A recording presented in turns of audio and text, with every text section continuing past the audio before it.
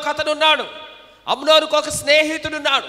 అమ్నోనుకు ఒక పాడు ఆలోచన వచ్చింది. ఆ ఆలోచనతో ఏకీభవించి సలహా ఇచ్చి అమ్నోను పాపం చేయటానికి ప్రోత్సహించాడు. అమ్నోను జీవితం సర్వనాశనం అవటానికి కూడా కారకుడయ్యాడు. చూసారా, స్నేహాలు కుటుంబాలను పాడు చేస్తాయి. స్నేహాలు ఆత్మీయ జీవితాలను పాడు చేస్తున్నాయి. స్నేహాలు ఆర్థికంగా చితకదొక్కుతున్నాయి. స్నేహాలు మోసం చేస్తున్నాయి. కానీ దేవుని స్నేహం అలాంటిది కాదు. Praise the lord. గట్టిగా హల్లెలూయా. దేవునితో స్నేహం చేసిన వాళ్ళు ఏమయ్యారో ఒక్కసారి వెనక్కి వెళ్ళి చూడండి.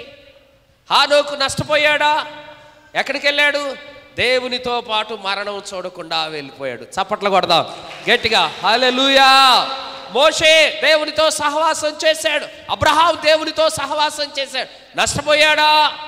అనేక జనములకు తల్లిగా తండ్రిగా నిలిచిపోయాడు. మోషే దేవునితో సహవాసం చేశాడు.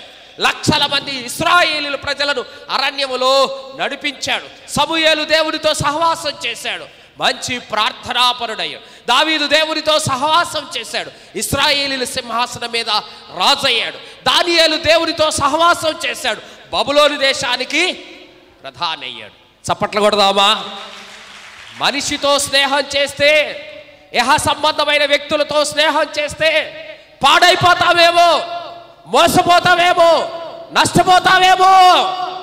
కానీ దేవునితో సహవాసం చేయి, దేవునితో స్నేహం చేయి. నీ జీవితాన్ని దేవుడు అద్భుతంగా ఆశీర్వదిస్తాడు. నీ బ్రతుకును అద్భుతంగా మార్చివేస్తాడు. నీ బ్రతుకును మార్చివేస్తాడు. నీ జీవితంలో సమాధానం ఇస్తాడు.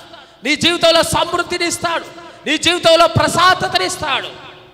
అందుకే ప్రభు అనేక సార్లు మాట్లాడతాడు, ప్రయాసపడి భారం మోయిచున్న సమస్త జనులారా నా యొద్దకు రండి, నేను మీకు విశ్రాంతిని ఇస్తాను.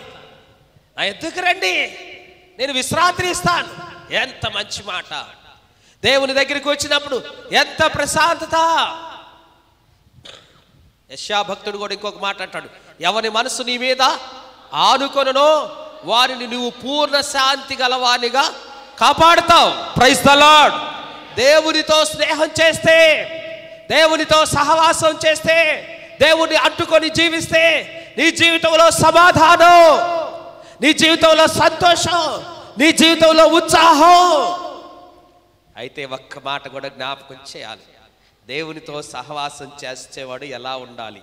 ఇక్కడ ఒక మాట అంటాడు యోబు గ్రంథంలోని. ఎలీఫాజ్ ఏమంటాడు చూడండి, 22వ అధ్యాయం, యోబు గ్రంథం 22వ అధ్యాయం. ఆయన నోటి ఉపదేశాలను అవలంబించుము. Praise the lord.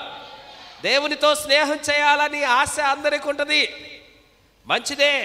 దేవునితో స్నేహం చేయాలంటే అదే అలా యోబు గ్రంథాన్ని అలానే పట్టుకొని యోహాను సువార్త 15వ అధ్యాయంలోనికి రండి. యోహాను సువార్త 15వ అధ్యాయం 14వ వచనం. యోహాను సువార్త 15వ అధ్యాయం 14వ వచనం. నేను మీకు ఆజ్ఞాపించిన వాటిని చేసిన ఎడల ఏమవుతారు? అది ప్రభు ఏది ఆజ్ఞాపించాడో అది చేస్తే ఎవరికి స్నేహితులు అవుతాం? చప్పట్లు కొడదామా గట్టిగా గట్టిగా. నేను అంటాను, మనం ఎంత కరెక్ట్గా పర్ఫెక్ట్గా ఉన్నా మనకి ఎమ్మెల్యే గారు స్నేహితుడు అవుతాడా? మనకు మినిస్టర్ గారు స్నేహితుడు అవుతాడా?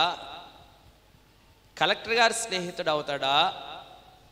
ముఖ్యమంత్రి గారు స్నేహితుడు అవుతారా? ప్రతిపక్ష నాయకుడు స్నేహితుడు అవుతాడా?